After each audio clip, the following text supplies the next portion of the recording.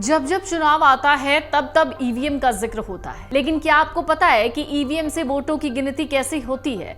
तो चलिए आपको बताते हैं। भारत युवाओं का देश है, जहां बड़ी आबादी युवाओं की है। चुनाव में युवाओं की भागीदारी से नए भारत का निर्माण होता है। सारी पार्टियां यही बात अपने चुनावी संबोधनों में कहती हैं। पहले पहले मतदान करने जा रहे युवाओं के मन में कई तरीके के सवाल उठते हैं। फिर इलेक्ट्रॉनिक वोटिंग मशीन यानी ईवीएम को लेकर तो कई तरीके के सवाल उठ जाते हैं। मामला कोर्ट तक चला जाता है। इस वजह से ईवीएम से वोटिंग को लेकर उसकी काउंटिंग तक सभी बड़े सवालों के जवाब जानने जरूरी हो जाते हैं। तो चलिए जानते हैं काउंटिंग होती कैसे है।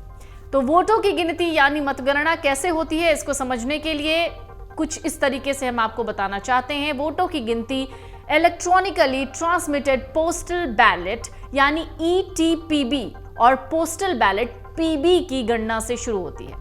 ये वोट आरओ की सीधी निगरानी में गिने जाते हैं। Electronically transmitted postal ballot ETPB और पोस्टल बैलेट पीबी की गणना के शुरू होने के आधे घंटे बाद इलेक्ट्रॉनिक वोटिंग मशीन यानी ईवीएम्स में डाले गए वोटों की गणना शुरू हो सकती है। भले ही पोस्टल बैलेट की गणना पूरी नहीं हुई हो, 14 ईवीएम में डाले गए वोट की गिनती हो जाने पर एक राउंड की काउंटिंग पूरी मानी जाती है। तभी आपने सुना होगा कि पहले राउंड में इतनी सीटों पर बढ़त हासिल करती हुई ये पार्टी नजर आई। यही होता है राउंड। हर राउंड का रिजल्ट धीरे धीरे घोषित किया जाता है। बैलेट बॉक्स सिस्टम से मतदान होने पर वोटों की गिनती बैलेट पेपर्स को मिक्स करने के बाद की जाती है। क्या ईवीएम में भी ऐसा सिस्टम है कि उसमें पड़े सभी वोटों को पहले मिक्स कर दिया जाए फिर गिनती की जाए? हाँ, टोटलाइजर नाम का एक उपकरण है जिसके जरिए ये पॉसिबल है। ये डिवाइस 14 कंट्रोल यूनिट्स को एक साथ ले सकता है और किसी खास मतदान केंद्र पर उपयोग होने वाले खास ईवीएम में उम्मीदवार दर उम्मीदवार पड़े वोटों को उजागर किए बिना सभी मतों को एक जगह कर सकता है। हालांकि अभी टोटलाइजर का उपयोग नहीं हो रहा है क्योंकि इसके प्रावधानिक पहलुओं और अन्य संबंधित मुद्दों की जांच की जा रही है। ये एक अदालती मामला है।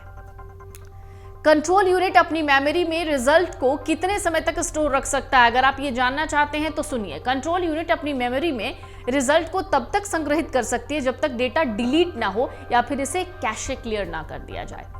तो मतगणना यानी काउंटिंग की जिम्मेदारी किसकी होती है? मतदान क्षेत्र में चुनाव आयोजित करने और मतगणना करने की जिम्मेदारी चुनाव पदाधिकारी यानी रिटर्निंग ऑफिसर आरओ की होती है।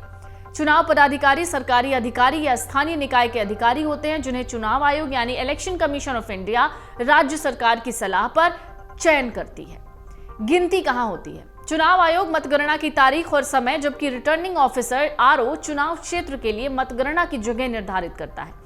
अक्सर एक चुनाव क्षेत्र के लिए काउंटिंग एक जगह होती है और प्राथमिकता संबंधित चुनाव क्षेत्र के आरओ यानी रिटर्निंग ऑफिसर हेडक्वार्टर की होती है। आरओ की सीधी निगरानी में वोटों की गिनती की एक ही हॉल में की जाती है। गिनती के प्रत्येक दौर में 14 ईवीएम के वोट गिने जाते हैं। तो मतगणना शुरू करने से पहले की प्रक्रिया क्या है? काउंटिंग के दिन सील की गई मशीनें स्ट्रांग रूम से बाहर लाई जाती हैं और उम्मीदवार या उनके प्रतिनिधि की मौजूदगी में खोली जाती हैं ताकि ट्रांसपेरेंसी यानी पारदर्शिता बनी रहे। रिटर्निंग ऑफिसर यानी आरओ द्वारा नियुक्त काउंटिंग सुपरवाइजर्स वोटों की गिनती करते हैं। काउंटिंग स्टाफ की निष्पक्षता सुनिश्चित करने के लिए 3 स्तरीय रैंडमाइजेशन प्रोसेस के जरिए नियुक्त किया जाता है। साथ ही उम्मीदवार अपने काउंटिंग एजेंट और इलेक्शन एजेंट के साथ काउंटिंग हॉल में मौजूद होते हैं। स्ट्रांग रूम क्या होता है?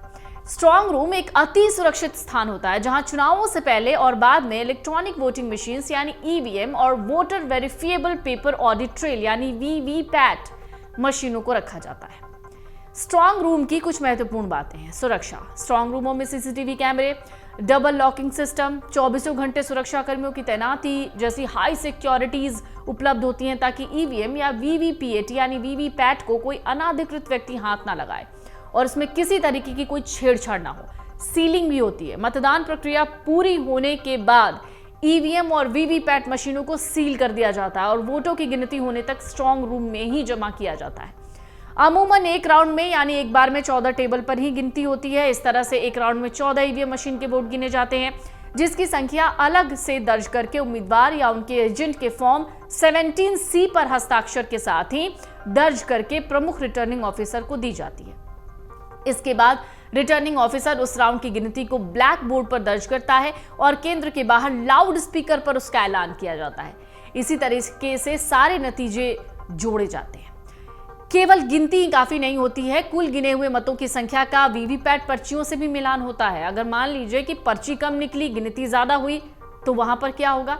दरअसल खुद वीवीपैट पर्चियों को खास सुरक्षा में रखा और लाया जाता है और खास सील लगाकर और रिटर्निंग ऑफिसर की उपस्थिति में उनके बक्सों को खोला जाता है। इसमें सभी प्रक्रियाओं में अधिकारियों की जिम्मेदारी और जवाबदेही सुनिश्चित की जाती है। अगर कुल वोटों की संख्या का कुल वीवीपैट पर्चियों की संख्या से मिलान नहीं होता या फिर ये इनसे मैच नहीं करती, तो मतदान केंद्र का मतदान खारिज हो जाता है।